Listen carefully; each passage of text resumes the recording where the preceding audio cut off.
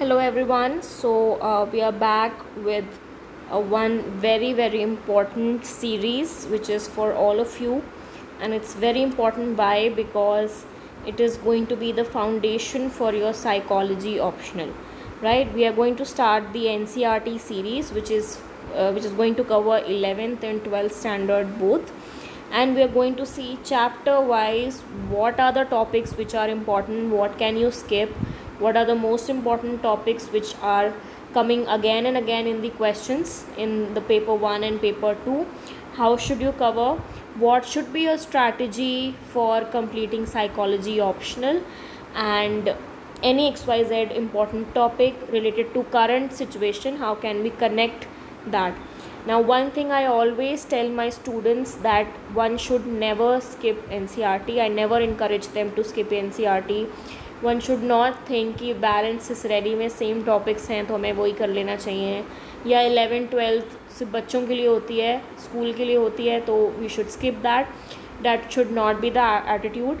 You will be surprised to know that if you have covered your foundation using NCERT, there are so many questions, at least there are few questions which come every year directly from NCERT. If you have covered it thoroughly, you would be able to answer some of the questions just like that, right? So that is why I never ask my students to skip NCERT and certain important terminologies. And even if, let's just say, you are new to psychology, NCERT acts like a very good basis for the foundation. It will help you understand whether you actually have the interest or not, whether you actually like it, whether you will be able to understand and use this as your optional for the UPSC. Because optionals, mind you, are very important. Please be very wise while choosing the optional. Do not take it lightly कि आपने कभी sociology ले लिया, you took anthropology, you took XYZ, you took psychology because it's very interesting. That should not be the attitude. Now, this particular series is all for all those students, first of all, who are exploring what optional they should be using. So it is for them who want to understand how difficult or easy psychology is, what should be the requirement for psychology, how to prepare, how much time it will take, so on and so forth. It is also for students who have just started their preparations and they don't know what to do, right? So this can be a good guiding source for such students, and so that you have a good foundation. Thirdly, it is for students who want to have a very strong foundation so that they can start with Baron Cicerelli and other important books, right? So it will help you understand certain terminology, it will help you understand or at least have a good basic understanding of psychology so that you can start with the advanced books. In any case, you should not skip the NCERTs, and that is why I've started this particular series, so that we have so many I have so many students coming for doubts and they do not have their basics clear, right? So NCERT is something you should not skip. Another thing is, always stick to the syllabus. So if you find certain topics which are not coming in your syllabus, please do not see notes of XYZ teacher or XYZ institutes, because so much irrelevant data is provided which is not useful. Always stick to your syllabus. Always try to write crisp answers, not lengthy answers with blabbering lot of you could say non-required answers, basically, or sentences, wasting your time, wasting your word limit, right? Okay, so this is the first chapter as to what is psychology. Very important. It's like an introduction to the world of psychology, what it is, what are the different sciences, so and so forth, right? Usually your NCERT you should be able to complete within first 10 to 12 days or at least 2 weeks. Okay, why I'm giving you this much time? Because usually other subjects, like let's just say if it was political science and I wanted you to cover class 9th and 12th NCERT, I would have asked you just to cover it very quickly. Don't waste too much time. So maybe 3-4 days max, only NCERT. But why I'm giving you at least 2 weeks? Because there are a lot of terminologies, there are a lot of you could say important topics which are very useful. And since it's a new subject, it is not something that you have been studying. SST is something that we have been studying from class 6th, but not with NCERT, not with psychology. It is just introduced in class 11th, right? So it takes time to understand, it takes time to gel up, right? So that is why I'm giving you 2 weeks, but 2 weeks max. Don't waste more than that time, more than 2 weeks of time, because you also have to cover Barron or Cicerelli or any other general psychology book that you're following. ठीक है, इसलिए कोशिश करें कि जल्दी से जल्दी, as soon as possible, but with thorough understanding, you have to complete your each chapter in the psychology. In this particular series, I am going to take both 11th and 12th chapter wise, each topic, what is important, what is not, in form of these PPTs that I have made myself. Okay, all right. Now in this particular chapter 1, let's quickly see that we are going to cover we are going to cover. We are going to see what is psychology, right? Other things is what are the different you could say kind of sciences that we can see as psychology, whether it's a discipline, whether it's a natural science, whether it's a social science. How do we understand mind and behavior? What is mind and behavior, right? Some people have a lot of confusion that brain and mind are two same things. It's not. Okay, we are also going to see certain popular notions of this discipline, what are different you could say important topics or themes that we are basically seeing. Then we are going to see how did psychology actually evolved, from where it is originating, from where it is coming, what are the different disciplines that it has contributed to, and where it is coming from, how it is connected, and how it basically evolved and how it became what it is today, right? So from where it all started. Mind you, very very important topic. Evolution of psychology is very very important, and do not skip this topic, right? It's going to be one of the lengthy topics in this particular chapter. Now coming to next one, which is what are the different development that is happening in India. See, UPSC is an Indian examination. Any topic, any, let's just say, subject which is universal but has some kind of implications in our country, anything related to India, any kind of contribution that Indians have made in psychology, automatically becomes a very very important you could say topic when it comes to your UPSC examination. ठीक है, you could say question makers are more than you could say enthusiastic to put such questions. Indian contribution, Indian psychology, perspectives, effects, so on and so forth. So please do not skip this one as well. Anything that you get that we have contributed, that Indians have done, Indian contribution, Indian, let's just say, kind of psychology, Indian sciences, so on and so forth, definitely make a note of it, whether it's your newspaper, whether it's your books. What are the different branches of psychology? We are going to see how psychology have various branches, how it is connected to different fields, how it is connected to different science. Cybercrime, it can be medicine, it can be philosophy, it can be different things, it can be social media. So we are going to see how different branches are there. Then another thing that we are going to see, that what are the basic important themes of research for psychology. If we are studying psychology, I'm sure you understand every science has a purpose, right? And mind you, psychology is a science, so every science has a purpose. What are the different you could say research or application that we are doing, so that it can bring some kind of concrete results to us and we can use it. So this is what we are going to see. Other disciplines, how it is connected to that. Then we are going to see how psychology, what are the different fields when it comes to psychologists. So different kinds of psychologists, what is psychiatrist, what is clinical psychologist, which is what is organizational behavior, what is a simple psychologist, what is a counseling psychologist. We're just going to see different kinds of psychologists. And then finally, psychology in everyday life. So this was a brief of this chapter. It's quickly starting to the first topic. Why is it difficult to define any discipline?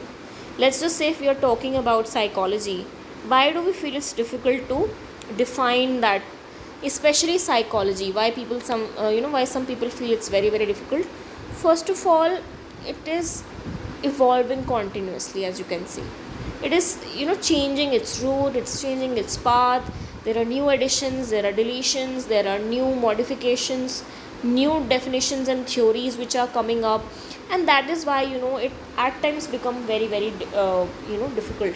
So if you just see the very first definition, the very first what do you say the initial stages of psychology, and what we have now, it's totally different. Okay, now we have much deeper understanding of what is psychology, what it can do to us, so on and so forth, right? Secondly, because the range of phenomena it studies cannot be captured by any one definition.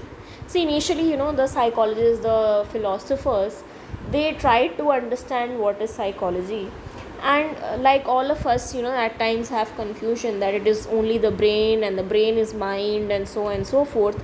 They used to think that if there's something wrong, it must be the brain. In fact, उससे भी पहले अगर हम बात करें, they used to feel that there's something in the blood which makes it wrong. It's a disease, and if we just purify the blood, it will be okay, right?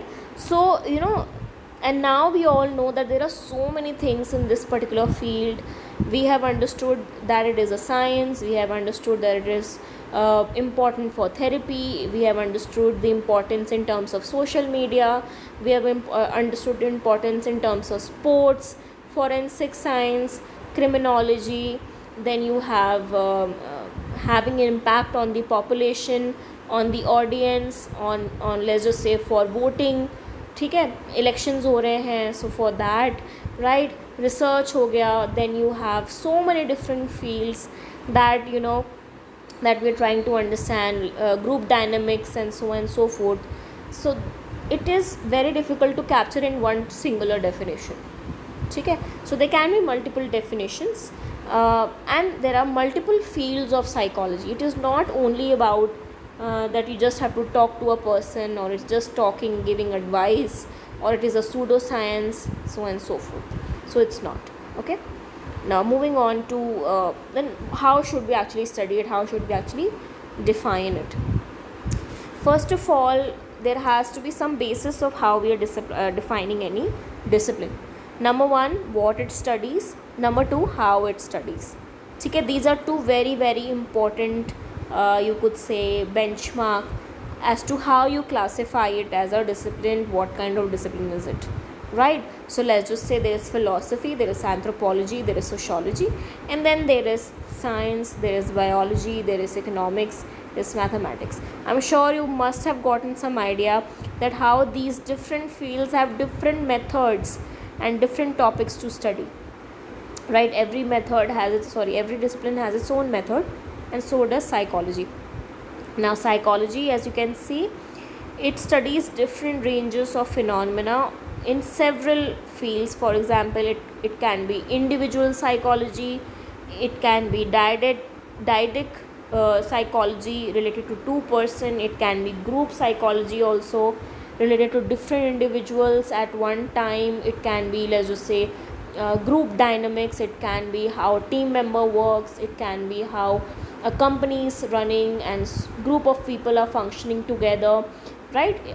It can also be at an organizational level, which is a larger you could say picture in terms of number of people or number of groups that we are talking about. तो group में हो सकता है 5-6 लोग हों बस, but in organization the entire company. So we are talking about hundreds of people over here, right? कितने सारे लोग हैं. So how it can impact the company, how it can impact the organization in totality, how it can impact the productivity of the company, the profits of the company, the morale of the company, right? So at that level also we are seeing that how actually, so as in terms of organizational, we are seeing organization as a single unit.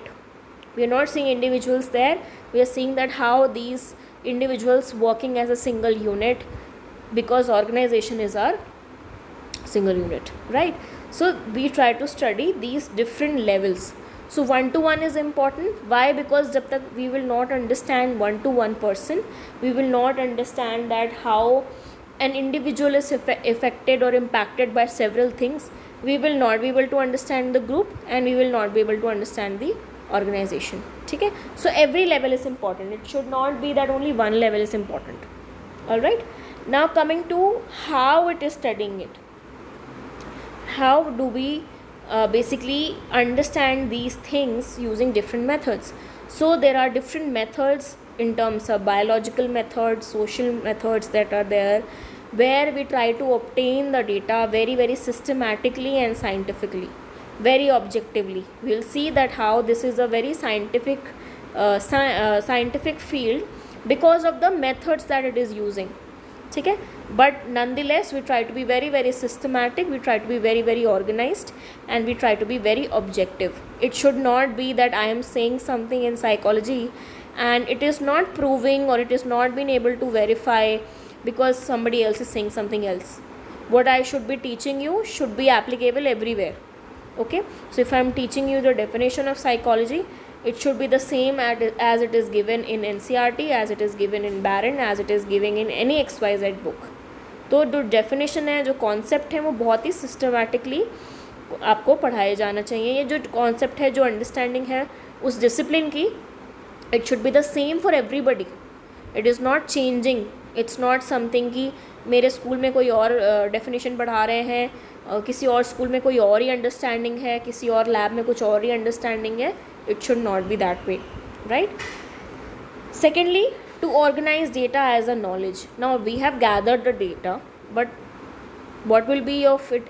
What will be the use of it if we don't make any sense, right? मैंने data तो इकट्ठा कर लिया, मुझे पता है कि इतने सारे लोगों को कोविड हुआ था और सबको बुरा लग रहा था, बट मैं इस डेटा को कैसे प्रेजेंट करूँगी? How will I present the data?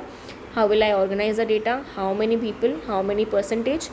Right? Because I hope you understand, if we will not be able to explain the data, if we will not be able to organize the data, it will not make sense to you. Numbers by itself does not mean anything. Data by itself will not mean anything. But let's just say I convert the data into some simple stats, right? So out of the entire population, 80%, 90% of the people were affected with COVID. Now what does it tell me? That it's a very serious, and almost every person had COVID. Out of 10 people, 9 people had COVID. Can you make sense of the data now? Because we have organized it that way. Now let's just say I tell you, out of 100%, 75% were the people who were feeling emotionally very very sad, emotionally very very down or low in energy. I have converted the data into simple stats in terms of percentage, and it will give you a nice idea that how it is a very alarming rate कि लोगों को mental health issues हो रहे हैं. Are you now able to make sense? Let's just say Covishield थी and Covaxin थी. Just hold on. Sorry for this pause. So that is what I was trying to explain you, that organization of the data is very very important, so that the general population can understand the results better. Okay, so this is how it basically tries to any field. It can be science, it can be chemistry, it can be biology, it can be mathematics. Every science you will see has a systematic way of obtaining the data and a systematic way of organizing the data so that the people can understand. Okay, all right. Now let's quickly see what is the definition of psychology, what other people have talked about, so and so forth. Okay, now as you can see, very initially we want to talk, आपके जो NCERT में लिखा हुआ है, you can please underline it in your NCERT also. Psychology is derived from two Greek words, which is psyche and the logos. ठीक है. Now psyche basically means the soul, right? And the logos basically means study of a subject or a science, right? So initially the Greek people, the Greek philosophers had an initial understanding that psychology is basically the study of the soul, the science of the soul. That if you are able to understand the soul, that is what psychology is, right? So in a very simple definition we could say, or the initial definition that we could say, psychology was the study of soul or mind. ठीक है. Psyche basically mind भी हो सकता है, soul भी हो सकता है, it can be both. right? So simple definition, good definition, but not very sufficient. Let's just say if you had to write this in your answer, it is not going to be very fruitful for you, right? Now the formal definition that we have, the very let's just say something that you can write it for your answers, something that you can use it for your you can say your answer writing and so, and something it should be in your mind, it should be ingrained in your mind, that psychology is defined as a science which studies mental processes, experiences and behavior in different contexts. Now if you see, there are few important keywords that you must understand, and it is given in your NCERT very thoroughly, very nicely, so you have to make sure that you make some notes out of it.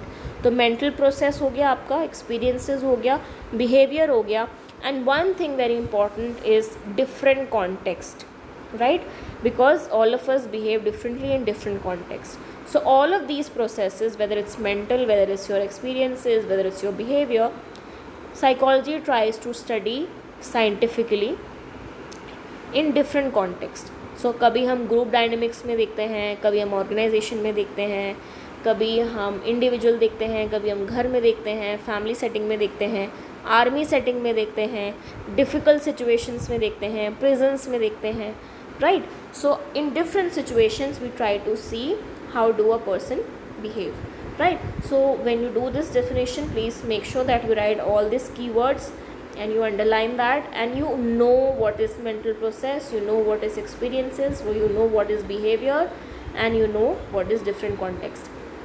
Now first of all, there's a lot of confusion I have seen in students, that what is mental processes, secondly behavior का definition, ठीक है? Now when it comes to mental processes, there are three broad questions that we should be knowing, we should be answering. When do we use mental processes? How can we know if someone is using mental processes? Are mental processes and brain activities similar? This is one of the very you could say what do you say, very common mistake, but a common doubt that people have, that whether mental processes, whether mind and brain are the two same thing.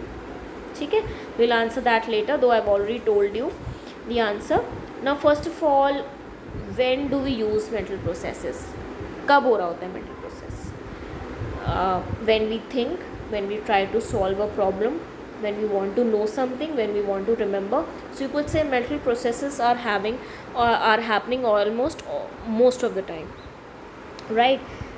It can be as simple as dreaming.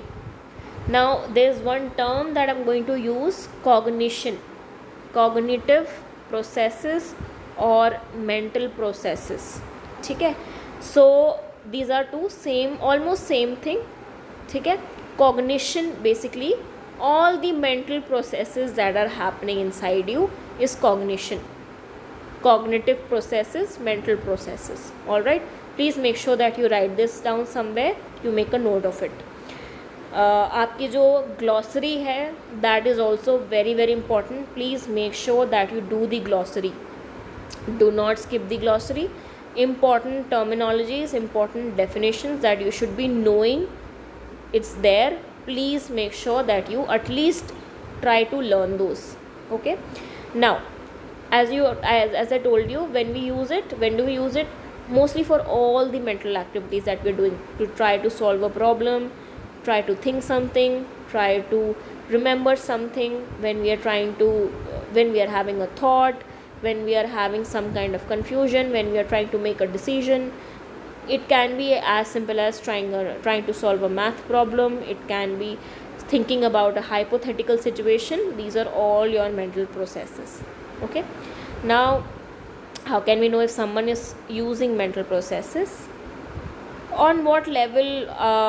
One level at which these mental processes are reflected is the brain activity. Let's just say हम EEG scan करते हैं जाके, ये जो आपका scan होता है basically वो क्या शो कर रहा है कि आपका ब्रेन कब कब एक्टिव है, कहाँ कहाँ ज़्यादा एक्टिव है, कहाँ कहाँ कम एक्टिव है. जो फ्रीक्वेंसी वो चार्ट बनकर आता है EEG में, that is basically showing that there is a mental activity. If it was brain dead there would be no activity. अगर होगी भी तो बहुत ही कम होगी, because your brain is almost dead, ठीक है? So that is one way of showing. Another way is, as we think or solve a mathematical problem, our brain activities can be observed using different techniques of brain imaging. So brain imaging is another method. You can go for, let's just say, fMRI hota hai, there is PET scan and so forth, where you are, let's just say, awake, where you are conscious, and there is some kind of imaging tool that we are using, and let's just say I give you a task, I give you some kind of puzzle, I give you some kind of brain teaser, brain game, and you're doing that, you're solving that, and during that time I can see on my computer screen or on my device that what are the different areas of your brain which is activated. So this way I know that you're trying to use some mental task, because it is not something which is tangible, it is not something which is visible, it is not something that you can touch. It is not like you're touching your forehead and you will feel ki yes, I'm using mental activity, right, mental process. No, it is not something like your hands, it is not an object, it is something invisible, it is something hidden, it is something intangible, right? Nonetheless, very important. Now, are mental processes and brain activities the same? Though of course they are connected, they are independent. Always remember, mental processes, brain activity, or your mind and the brain are two different things. Obviously brain nahi hoga, there would be no brain, there would be no mental processes.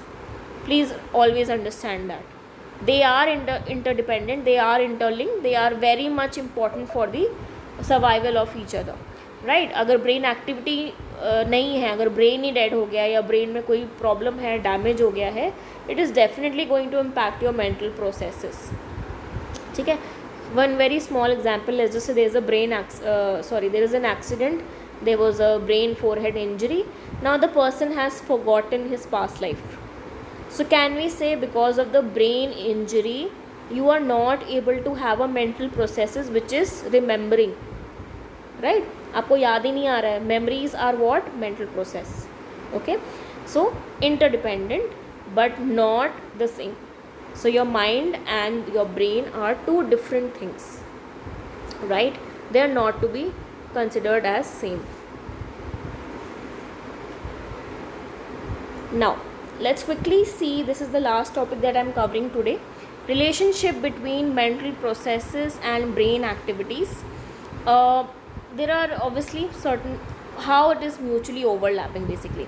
Now mental activities and the neural activity, neural basically means the neural pathways that you have in your brain, the neural connections that you have in your brain are mutually overlapping processes. Again, they are not the same, they are not identical. Unlike the brain, the mind does not have a physical structure or have a location. So your mind does not have a location to it. It is all over your brain. It is happening everywhere, different neural pathways, different signals, different electrical impulses. But it is not something जैसे heart की एक position है, lungs की एक जगह है, kidney की एक जगह है, वैसे माइंड का कोई लोकेशन नहीं है physically. Okay. Mind emerges and evolves with the help of our interaction with the experiences in the world. There are so many things happening around us with new thought process, with new evolution, with new, let's just say, experiences that you have. Our brain, our mind is also evolving. जैसे आपका thought बचपन में आता था, जैसे आपकी जो thinking थी in the childhood, it is very much different now. Let's just say there is a very life changing experience that you have. We usually say ना, इस experience के बाद we have changed. This experience changed me totally as a person. So you keep evolving with the interactions and experiences in the world. ठीक है. आपका mind जो है वो evolve होता रहता है, right? It gets more dynamic, it gets more organized in the form of a system. एक system के way में work करने लगता है. Now brain activities provide more important clues to our mind of how it basically functions. Brain basically हमें help करता है, it help us understand that how mind is functioning. What are the different areas that get activated if I am having a dream, if I am thinking, if I am having a problem, if I am feeling emotional, if I am having a maths problem, if I am solving a problem, which are the different areas of your brain which is getting activated. ठीक है. तो उससे हमें ये पता लगता है basically. But the conscious of our own experiences and mental processes are much more than this neural and brain activity. Okay. Always remember that again brain is something different. Also, there are so many experiments that have been there, which basically tells us that again brain and neural activities and mental processes are two different things, and the mental processes or your cognition is a much more complicated dynamic process than just these brain activities. So for example, like you're sleeping, your brain activity is very very low, very very less, but you have dreams. How is that possible? Okay, so that way. So this was the very first topic. I wanted to take it slow initially because this is the foundation. It will take time to complete these series. I don't want to rush this. I want to thoroughly make you understand what is the importance of psychology, what are the foundation bases, so that you can understand properly. In the next section, we are going to talk about the characteristics of mental processes. I would also encourage students to please read NCERTs along with me, so that you are able to understand so on and so forth. If you have any doubts, if you have any queries, please comment in the section below, in the comment section. Please subscribe to my channel if you found this useful. If you find my videos useful, please help me reach out to more and more students who need the help in psychology. Please share it with your friends. Please like, because it really motivates me to do better, right?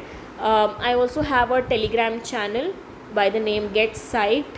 I will share the link or the description in the description bar. Please have a look at it. If you have a query, I am also available there, right? Please take care, all of you. Have a nice day.